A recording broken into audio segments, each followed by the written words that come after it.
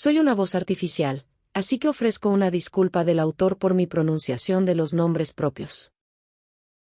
Bienvenida a Ciudad Juárez. Por Iván Rincón Espriu.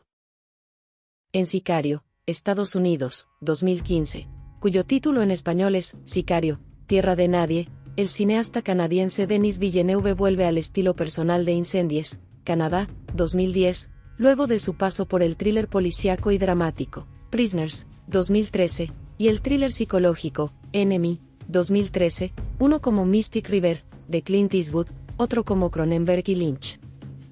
En resumen, Sicario narra operaciones conjuntas de corporaciones policíacas de los Estados Unidos en territorio mexicano sin autorización legal, para combatir al cártel de Ciudad Juárez, Chihuahua. Aliadas con la competencia regional del cártel mexicano, dichas corporaciones están infiltradas por este, que además cuenta con la cooperación de la policía local, de modo que, maniqueísmos aparte, los enemigos aquí son la misma cosa y al final resulta que una venganza personal es parte de la misión.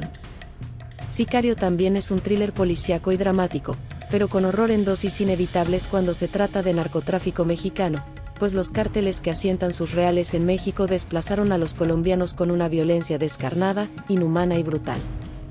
Las influencias y analogías son notorias.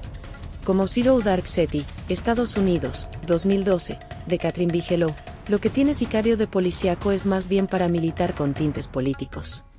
La Agencia Central de Inteligencia coordina operaciones de bandas en primer lugar y de corporaciones en segundo lugar. Oficial del Buró Federal de Investigación, la protagonista es una mujer que asciende al liderazgo en la guerra institucional contra un enemigo criminal que nunca enseña la cara, con la diferencia de que aquí no es Osama Bin Laden el objetivo, sino el capo mayor de un cártel mexicano que tampoco es mencionado por su nombre. Zero Dark Thirty reconoce abiertamente la negación de los derechos humanos a los presos en Guantánamo y el uso recurrente de la tortura como base de las pesquisas que, según la versión oficial, dieron con la guarida del líder de Al-Qaeda y permitieron asesinarlo. Versión engañabobos, según la inteligencia informadísima de James Petres. Sicario, por su parte, plantea una hipótesis públicamente conocida, pero no reconocida oficialmente: la incursión ilegal en territorio mexicano para la realización de operaciones policíaco-paramilitares contra una red criminal que también opera en ambos lados de la frontera, narcotráfico básicamente mexicano. El bastión es Ciudad Juárez, Chihuahua, cuya policía trabaja para el cártel, así que los gringos, con sus corporaciones infiltradas, actúan por cuenta propia. En Sicario, además, las secuencias que alternan blanco y negro con iluminación infrarroja son similares a las que vemos durante más de 40 minutos en Zero Dark Thirty. Pero Sicario es una película honesta y muy superior a Zero Dark Thirty, cuyo propósito, con línea editorial del Pentágono, es propagandístico y quizá desinformativo. Entre Incendies y Sicario, para comparar lo mejor del mismo director, una diferencia sustancial estriba en que la producción de aquella es canadiense y francesa, mientras que la de esta es gringa y cuenta con 3 actores taquilleros de Hollywood. Otra diferencia radica en que la narración de Incendies es discontinua y alterna capítulos de historias que se unen al principio y al final, mientras que la de Sicario es lineal, aunque no menos compleja en cuanto al argumento y la trama. Una similitud interesante es que un coche atraviesa la frontera en ambas películas. Aunque nunca se dice de qué países vecinos se trata en Incendies, es posible inferirlo, y alguien hace bromas irónicas dentro del coche sobre la conflictividad de la relación histórica y vecinal. En Sicario, los protagonistas llegan a Ciudad Juárez y alguien narra la visita de un presidente gringo a principios del siglo XX, protegido por 4.000 hombres. La referencia histórica intenta ser anecdótica y transmitir el miedo que inspira desde entonces, la bestia, como se refieren al lugar, pero no transmite nada, ni conocimiento ni miedo, y resulta inverosímil que un agente de la policía paramilitar imparta cátedras de historia.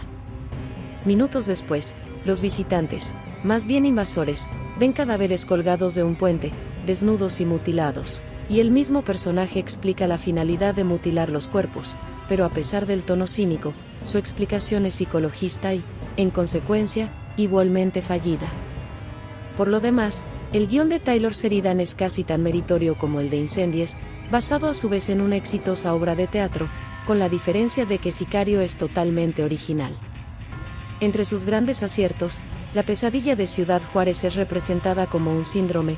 La gente de a pie parece hacer abstracción de la barbarie para paliar el miedo, la zozobra, lidiar con el peligro cotidiano, la amenaza. Y abundan detalles no menos acertados en la puesta en escena, como las fotocopias con rostros de mujeres desaparecidas. La protagonista es usada para legitimar operaciones ilegales, y los operadores revelan a cuentagotas el propósito de cada paso que dan, lo cual resulta intrigante y oscuro en la medida que gradualmente nos enteramos de que nada es lo que parece, que tanto la estrategia como las tácticas suelen prescindir de legalidad y hasta de ética. Para combatir a la escoria hay que ser como ella, inclusive hacer alianzas con alguno de los bandos criminales para eliminar a la competencia. Al final, se trata de una guerra por el monopolio regional del crimen organizado, y según la política rectora en cualquier sistema social, solo el Estado puede garantizar algún control sobre la producción y la circulación de mercancías.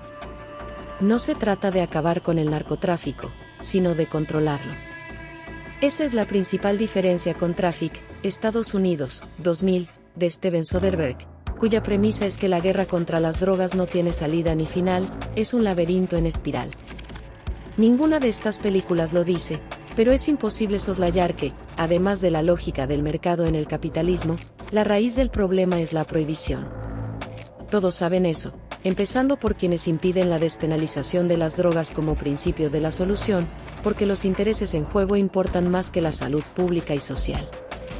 Emily Blunt en el papel protagónico habla con exasperante debilidad, como si estuviera cansada o deprimida, y su cuerpo es demasiado frágil para una mujer policía, líder de operaciones de campo y alto riesgo. Para The Adjustment Bureau, de George Nolfi, se ejercitó hasta tener brazos como los de Madonna, según sus propias palabras, también para otras películas, pero aquí ni por asomo. Su actuación, aún así, es bastante aceptable. Benicio del Toro, por su parte, es cada vez mejor y quizás está en el mejor momento de su carrera. No es la primera vez que lo vemos combatir al narco, antes lo hizo en la mencionada Traffic, de Soderbergh, aunque también encarnó a Pablo Escobar Gaviria en Escobar, Paradise Lost, Francia, España, 2014, de Andrea Di Stéfano. En cualquier caso, a nadie le gustaría encontrarse con Del Toro en un callejón oscuro. Josh Brolin también cumple con el perfil y lo hace bien. Su personaje habla con un chicle en la boca y es odioso. Con el discreto y sutil sonido de un helicóptero que generalmente no vemos, escenas aéreas sirven como transición entre secuencias. Excelente fotografía por la dirección de cámaras. Manejo psicológico del sonido, equivalente a la mirada subjetiva, sobre todo cuando escuchamos la respiración de personajes que no aparecen en pantalla. La música es similar a la de Jaws, de Steven Spielberg. Nota final: el hecho de que esta película exhiba los vínculos del gobierno gringo con los cárteles colombianos explica por qué no fue considerada para el Oscar en las principales categorías y la de actor de reparto por la impactante actuación del puertorriqueño. Un detalle: se dice fútbol, cuando en México decimos fútbol, palabra aguda, o sea, con acento en la O, no en la U.